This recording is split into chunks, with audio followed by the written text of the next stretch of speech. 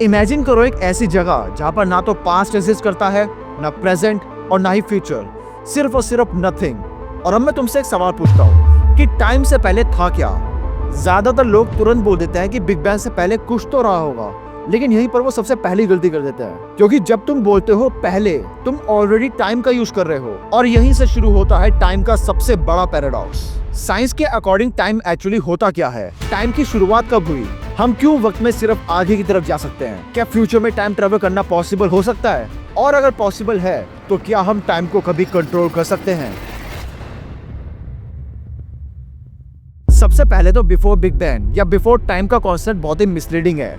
Before big bang सुनने में तो लॉजिकल लगता है, लेकिन साइंस के अकॉर्डिंग ये सेंटेंस एकदम मीनिंगलेस है, क्योंकि बिग बैंग से ही स्पेस और टाइम इन दोनों की शुरुआत हुई थी।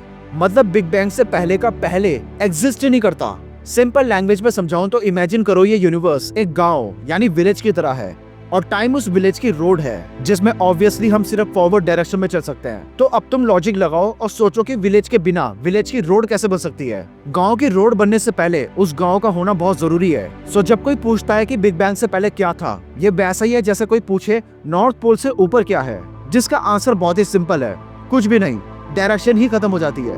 बिफोर टाइम ये हमारे ब्रेन के लिए बहुत ही डिफिकल्ट कॉन्सेप्ट है, क्योंकि हमारी पूरी लाइफ यानी कि cause effect, past future, birth death, ये सब कुछ टाइम के फ्लो पर बेस्ड है। लेकिन यूनिवर्स के स्टार्टिंग पर ये फ्लो ही एग्जिस्ट नहीं करता था। वहां पर सिर्फ एक एक्सट्रीम स्टेट थी जहां पर डिस्टेंस का कोई मतलब ही नहीं है, ड्यूरेशन का कोई सेंस ही नहीं है, और टाइम एक ऑब्जेक्ट की तरह बिहेव कर रहा है। अगर साइंटिफिक लॉजिक से देखें तो टाइम सिर्फ तब एग्जिस्ट करता है जब यूनिवर्स में कुछ मूवमेंट या किसी भी चीज में चेंज हो। अगर यूनिवर्स में कोई मूवमेंट या किसी भी चीज में चेंज आना बंद हो जाए तो टाइम उसी वक्त खत्म हो जाएगा।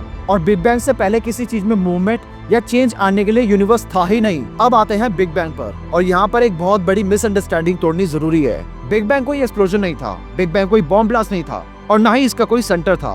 बिग बैंग का सिंपली मतलब था space itself expanding from an extremely hot and dense state. और जब स्पेस एक्सपेंड होती है तो इसका मतलब ये होता है कि अब यूनिवर्स में मूवमेंट और चेंज भी होगा, यानी कि टाइम का जन्म भी होगा। इसलिए big bang is equal to birth of space plus birth of time. दोनों अलग नहीं है, दोनों एक ही इवेंट के दो एस्पेक्ट्स हैं। स्पेस एक्सपेंड हुआ, टाइम की शुरुआत हुई, यानी टाइम एक प्रोसेस था जो यूनिवर्स के इवॉल्व होने के साथ साथ स्टेबल होता गया। जैसे मेरे माँ बाप से पहले मेरा अस्तित्व नहीं था, वैसे ही यूनिवर्स से पहले टाइम का भी अस्तित्व नहीं था। इसलिए यूनिवर्स से पहले का टाइम पूछना ये बहुत ही मीनिंगलेस है। अब हम जा रहे हैं टाइम के सबसे डेंजरस जोन में, जैसा कहते हैं प्लैंक इपॉक या प्लैंक टाइम, जो सिर्फ 10⁻⁻43 सेकंड में शुरू हो गया।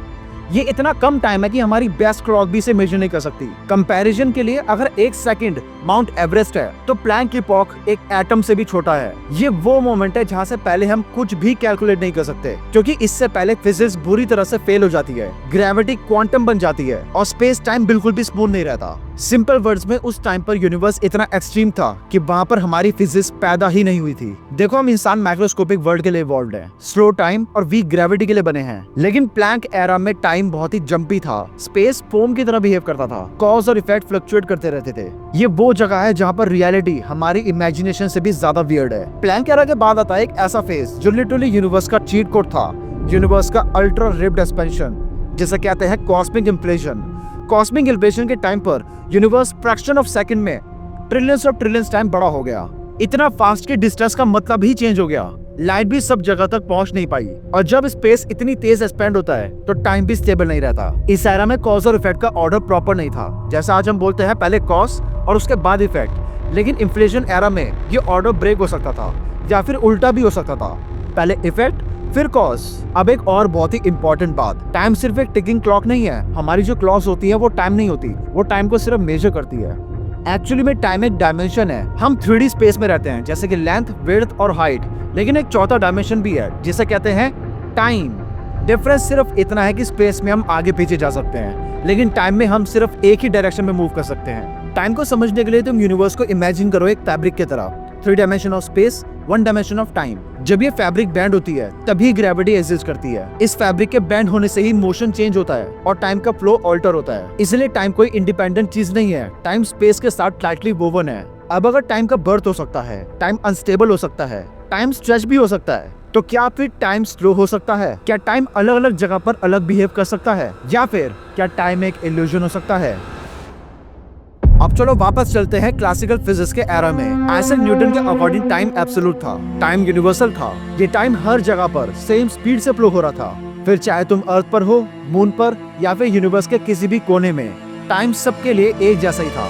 न्यूटन के लिए टाइम एक इनविंसिबल रिवर थी जो पूरे यूनिवर्स में सेम पेस से बह रही है। और ऑनेस्टली उस टाइम के हिसाब से ये आइडिया परफेक्टली काम भी करता है, क्योंकि हम सबकी क्लॉक्स सेम स्पीड से चलती है, हम सेम तरीके से बूढ़े होते हैं। लेकिन प्रॉब्लम तब आई जब हम यूनिवर्स को बहुत ही डीपली ऑब्जर्व करने लगे। जैसे जैसे स्पीड एक्सट्रीम हुई, ग्रेविटी इंटेंस हुई, डिस्टेंस कॉस्मिक होने लगा, वैसे वैसे न्यूटन का टाइम भी क्रैक होने लगा। हमारे बाद के एक्सपेरिमेंट्स ने दिखाया कि लाइट का बिहेवियर स्ट्रेंज है, मोशन स्पीड पर डिपेंड करता है और कुछ चीजें तो न्यूटन के रूल्स को ही फॉलो नहीं करती। न्यूटन का मॉडल स्लो स्पीड और वीक ग्रेविटी के लिए परफेक्ट था। लेकिन यूनिवर्स सिर्फ यहीं तक सीमित नहीं है। इस यूनिवर्स में ब्लैक होल्स हैं, लाइट की स्पीड के पास मोशंस हैं, स्टार्स कोलैप्स होते हैं और यहाँ पर न्यूटन का टाइम पूरी तरह से फेल हो जाता है। और फिर आते हैं हमारे आइंस्टीन भैया। आइंस्टीन ने नोटिस किया कि speed of light her observer के लिए सेम होती है। ये लाइन सुनने में सिंपल लग रही है, लेकिन इस एक लाइन ने उस वक्त की फिजिक्स को बुरी तरह से हिला कर दिया था। क्योंकि अगर लाइट की स्पीड फिक्स्ड है तो स्पेस और टाइम को एडजस्ट होना पड़ेगा। मतलब तुम कैसे मूव कर रहे हो, तुम कहाँ पर हो, तुम किस ग्रेविटी फील्ड में खड़े हो, ये सब डिसाइड करता है कि तुम्हारे टाइम का फ्लो क्या है। ये सुनकर तुम्हारा रिएक्शन होगा कि टाइम तो सब्जेक्टिव हो गया। तो इसका आंसर है यस। दो लोग जो डिफरेंट स्पीड पर है, डिफरेंट ग्रेविटी में है, सेम इवेंट को डिफरेंट टाइम और ड्यूरेशन में एक्सपीरियंस कर सकते हैं और दोनों अपनी जगह पर सही होंगे। यानी स्पीड बढ़ाओ, टाइम स्लो हो जाएगा, ग्रेविटी बढ़ाओ, टाइम स्लो हो जाएगा। आइंस्टाइन के अकॉर्डिंग टाइम डिपेंड करता है मोशन, मास और एनर्जी पर। अब आते हैं इस थ्योरी के सबसे माइंड ब्लोइंग इफेक्ट पे। High speed is equal to slow time, time direction. अब इसे एक एग्जांपल से समझो। सपोज करो कि दो ट्विन है जिसमें से एक स्पेस में नियर स्पीड ऑफ लाइट में ट्रैवल कर रहा है और एक ट्विन अर्थ पर ही है। तो जब वो दूसरा ट्विन जो स्पेस में था, जब वो वापस अर्थ पर आएगा तो वो अर्थ वाले ट्विन से यंगर होगा। अब स्पीड को हटाओ, ग्रेविटी लेकर आओ। ग्रेविटी जितनी ज्यादा होती है, टाइम उतना स्लो बीतता है। ऐसा इसलिए होता है क्योंकि ग्रेविटी स्पेस टाइम को बेंड कर देती है और जितना स्पेस टाइम बेंड होता है, टाइम को उतना ज्यादा स्ट्रेच होना पड़ता है। यानी जितनी ज्यादा ग्रेविटी, स्पेस टाइम में उतना ज्यादा कर्वेचर, जितना ज्यादा कर्वेचर, टाइम उतना ही ज्यादा स्लो। इसलिए ब्लैक होल के पास टाइम इतना स्लो बीतता है, क्योंकि ब्लैक होल के पास इतनी ग्रेविटी होती है कि वो स्पेस टाइम फैब्रिक को बहुत बुरी तरह से बेंड कर देती है, जिसकी वजह से उसके आसपास टाइम को बेंड होकर जाना पड़ता है, यानी कि स्ट्रेच होना पड़ता है। और अगर किसी तरह से आपने ब्लैक होल के इवेंट होराइजन को क्रॉस कर दिया और उसकी सिंगुलैरिटी तक पहुंच गए, तो वहां पर आपका टाइम लिटरली पॉज हो जाएगा। ऐसा इसलिए होता है क्योंकि ब्लैक होल की सिंगुलैरिटी में इनफाइनाइट ग्रेविटी होती है, जिसकी वजह से वहां पर टाइम फ्रीज हो जाता है। अब ये सब सुनकर तुम्हारे दिमाग में आ रहा होगा कि ठीक है, थ्योरी तो समझ में आ गई, लेकिन रियलिटी में क्या? तो उसका जवाब है तुम्हारा फोन। जीपीएस सैटेलाइट्स अर्थ के ऊपर ऑर्बिट करती हैं, हाई स्पीड में मूव करती हैं, वीकर ग्रेविटी में होती हैं, जिसका रिजल्ट ये होता है कि उनकी क्लॉक अर्थ के अकॉर्डिंग फास्ट चलती हैं। और अगर रिलेटिविटी को इग्नोर कर दो तो जीपीएस लोकेशन हर दिन किलोमीटर्स के हिसाब से गलत हो सकता है। मैसिव ऑब्जेक्ट स्पेस टाइम को बेंड कर देते हैं, जैसे कि स्टार्स, प्लैनेट्स, ब्लैक होल्स। ये सब अपने अपने मास के अकॉर्डिंग स्पेस टाइम को बेंड करते हैं और जब स्पेस टाइम बेंड होता है तो पाथ कर्व हो जाता है, ऑब्जेक्ट्स अट्रैक्ट होते हैं और टाइम स्लो हो जाता है। इसलिए ग्रेविटी कोई फोर्स नहीं है, ग्रेविटी बस स्पेस टाइम के कर्व होने का इफेक्ट है जो ऑब्जेक्ट के मास की वजह से होता है। लेकिन एक चीज है जो कभी भी चेंज नहीं होती, और वो ये है कि टाइम हमेशा एक ही डायरेक्शन में मूव करता है, पास्ट से प्रेजेंट, प्रेजेंट से फ्यूचर। पर ऐसा होता क्यों है? फिजिक्स के इक्वेशंस देखो, हर इक्वेशन में टाइम रिवर्सिबल है, यानी कि फिजिक्स को कोई फर्क नहीं पड़ता कि टाइम आगे चले या पीछे चले, फिर भी टाइम सिर्फ आगे ही चलता है। क्योंकि असली दुनिया में सिर्फ मोशन नहीं होता, असली दुनिया में डिसऑर्डर भी होता है। और यहीं पर एंटर करता है टाइम का असली बॉस, एंट्रोपी। एंट्रोपी वर्ड सुनने में बहुत ही सिंपल लगता है, लेकिन ये एक शब्द पूरे यूनिवर्स की किस्मत लिखता है। एंट्रोपी का सिंपल मतलब है डिसऑर्डर, रैंडमनेस, और यूनिवर्स का एक गोल्डन रूल है, क्लोज सिस्टम में एंट्रोपी हमेशा बढ़ती है, हमेशा, जीरो एक्सेप्शन। अब सोचो एक टेबल पे कांच का ग्लास रखा है और तुम उस ग्लास को नीचे गिरा देते हो और वो टूट जाता है। तो अब सवाल यह है कि क्या वो ग्लास वापस से अपने आप जुड़ सकता है? थ्योरेटिकली एटम्स को उल्टा अरेंज करना पॉसिबल है, लेकिन प्रैक्टिकली इम्पॉसिबल है। नेचर ऑर्डर से डिसऑर्डर की तरफ जाता है, ना कि डिसऑर्डर से ऑर्डर की तरफ। और यही है एरो ऑफ टाइम। टाइम का एरो कोई क्लॉक डिसाइड नहीं करती, टाइम का एरो एंट्रोपी डिसाइड करती है। जहां पर एंट्रोपी बढ़ रही है, टाइम वहां पर आगे जा रहा है। इसलिए हम पास्ट याद रखते हैं और फ्यूचर को सिर्फ प्रिडिक्ट करते हैं, क्योंकि पास्ट में एंट्रोपी कम थी, फ्यूचर में ज्यादा हो गई।